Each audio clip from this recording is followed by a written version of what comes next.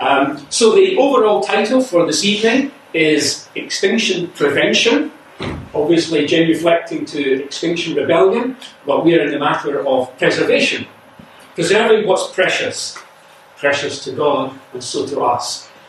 We've got three main areas to cover tonight, and from the three speakers in turn: preserving our planet, preserving purpose among today's youth, and preserving the people of God in the churches of God, particularly in the Western world. So, the very first one is my topic, and it's about preserving the planet. But there's a link between the three sections, and we hope you'll see some sort of progression. And I was really sobered recently to come across the results of a survey by Rasmussen and Harrison X, which stated that 51% of people under the age of 35 believed it was somewhat likely that humanity would be wiped out in the next decade. I thought, wow, imagine people thinking that. But if we're to engage with our culture and communicate God's good news with our culture, we need to know what people are thinking. And that's the prevalent thought amongst the younger and rising generations. So that takes us to a sense of purpose, and that will morph us into what Dave has to say following what I'm saying to you now. So let's move straight on, preserving the planet. I'll be sharing factual and topical information, so I want to begin very clearly with a biblical worldview. And we can do no better, I think, to go to Psalm 24 and verse 1, where it says, "The earth is the Lord's, and all it contains, the world and those who dwell in it." The usual parallels that you get in the Psalms saying the same thing. The Lord is the owner of the earth, the owner of the world, and all it contains. And we're here to be his stewards, to manage the planet for him. So it was from the beginning. But in another chapter 24, this time of Isaiah, there's a much more somber tone comes across. And this text is set between biblical judgments that were being pronounced in the 6th century BC, sweeping through in its prospect to national judgments at the time of the end. And so it's very much in context as we near the time of the end to look at this verse and to read it together now. "The earth is also polluted by its inhabitants, for they transgressed laws, violated statutes, broke the eternal covenant." Now, some commentators will tell you that eternal covenant is the new covenant. I don't think it is at all. I think that is referring to the historic, Bible-wide, creation-wide mandate for us to be good stewards of the planet. And generally speaking, we've not done a very, very good job. And God is here saying that the earth's inhabitants have indeed polluted the earth. When we talk about environmental issues, unless you've been asleep for the last 20 years, the big term is greenhouse effect. And just very briefly, our atmosphere blankets the planet, and sunlight comes onto the planet, and heat radiates back from the Earth's surface, and it should go back out into space, but in the atmosphere, although it's 99% nitrogen and oxygen, which don't absorb any heat, there are a very tiny fraction of greenhouse gases, and they do absorb heat, and they are such as water vapour, carbon dioxide, and methane. And so they trap heat, and it's like a blanket around the earth. So, what's the issue? I'm sure we know it, but let's just refresh our memory on it. We breathe out carbon dioxide because we are eating, we're consuming food, we're burning it like a fuel, it has carbon in it, and we breathe out carbon dioxide as a result. On the other hand, plants absorb carbon dioxide. Under the power of sunlight, they take carbon dioxide and they take hydrogen from water and they build new plant structures. Wonderful, and things should balance.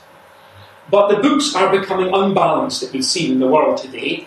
Why is that happening? Well, you're aware, if we take fossil fuels that are buried and not making any contribution, but we mine them and bring them to the surface and burn them, then they begin to make a contribution, adding to the CO2.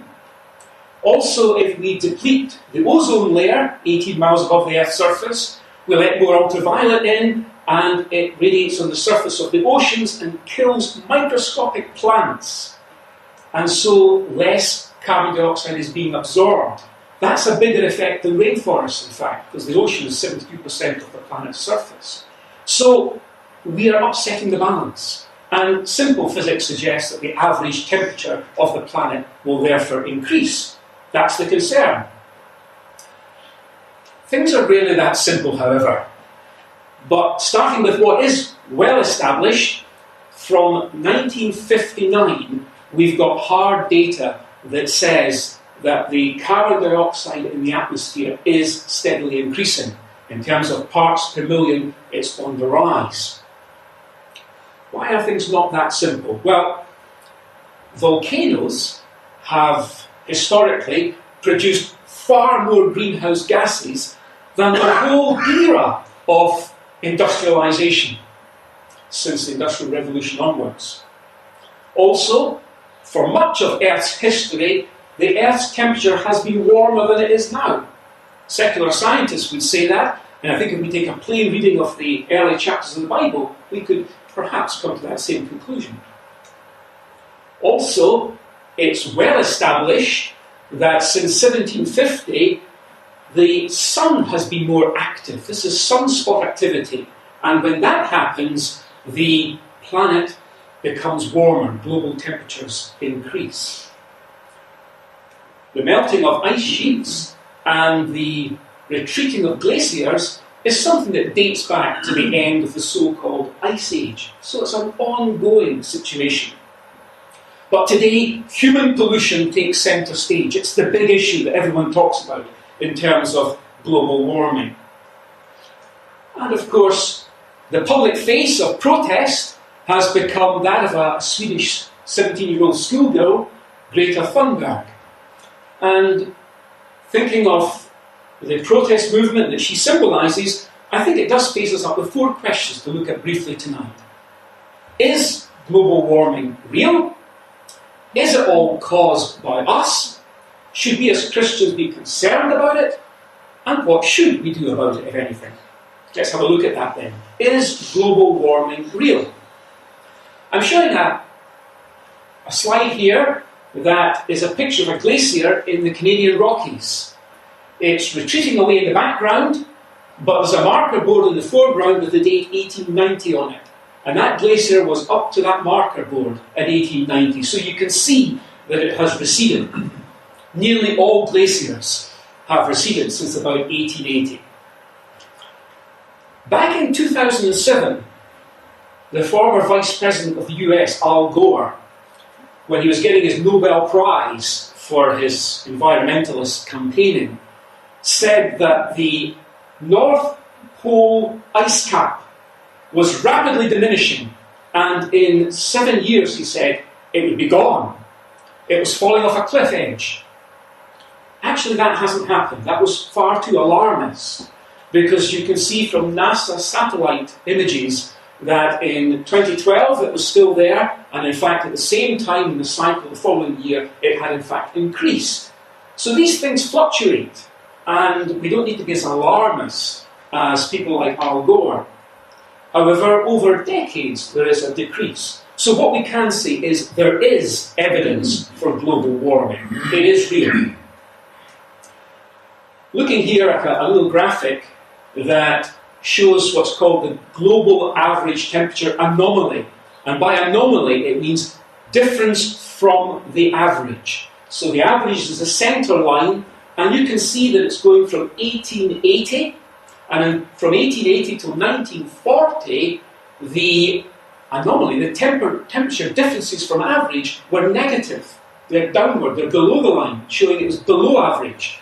From 1940 to the present time, it's above the line, positive, above average. So there is clearly a rise in global temperature. But look at the scale.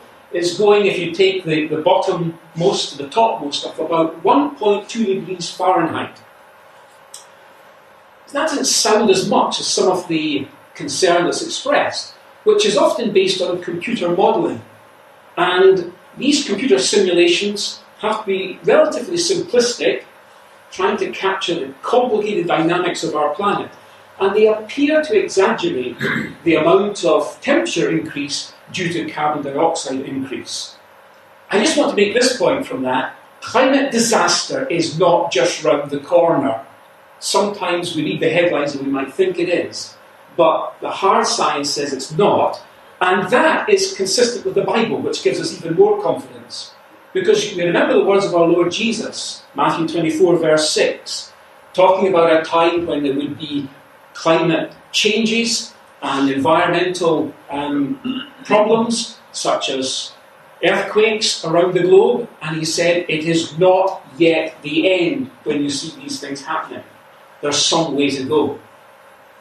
Now, we've all seen the apocalyptic style visions from Australia just now, and it is unprecedented, it would almost seem.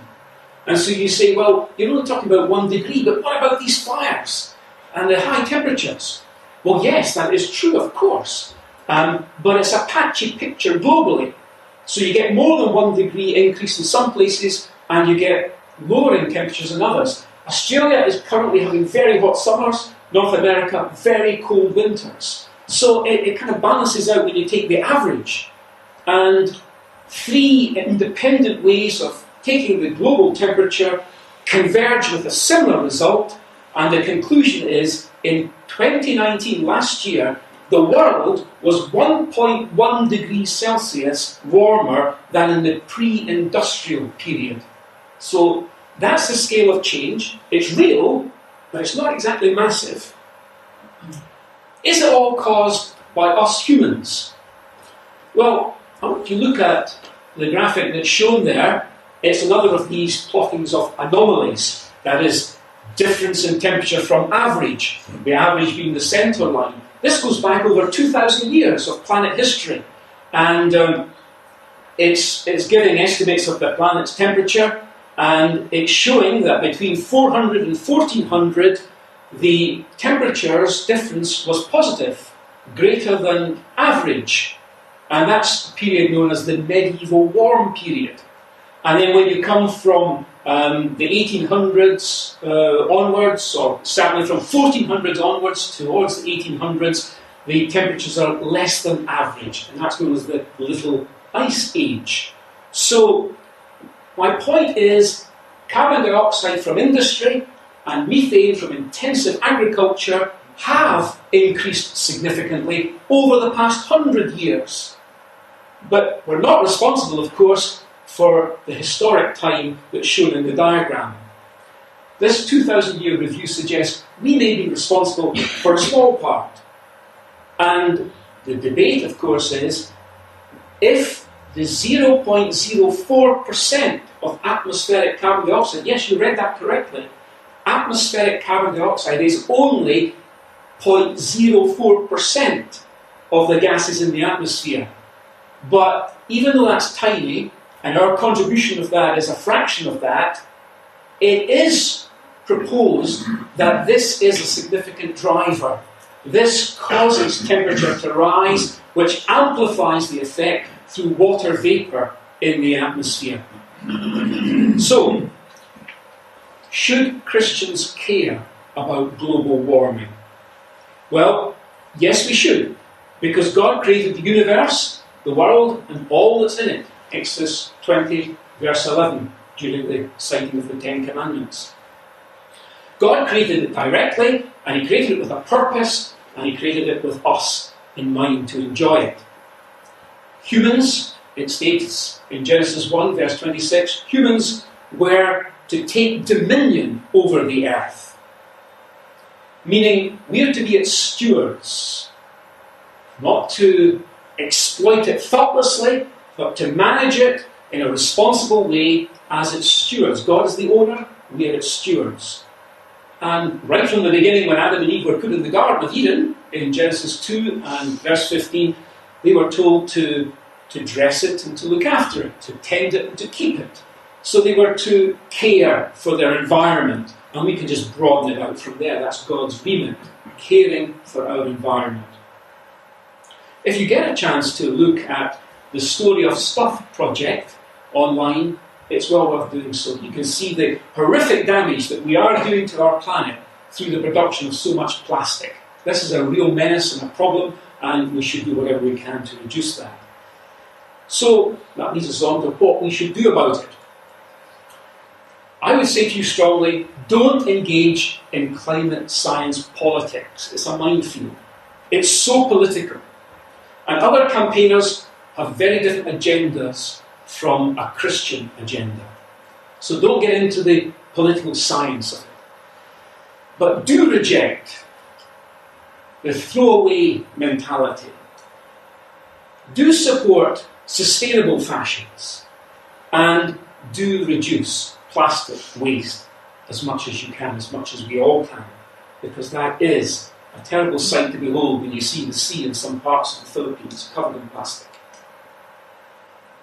I want to say also, before the Lord showed the Apostle John those glimpses of the future in the book of the Revelation, he did show him God upon the throne in chapters 4 and 5, and that was the preface.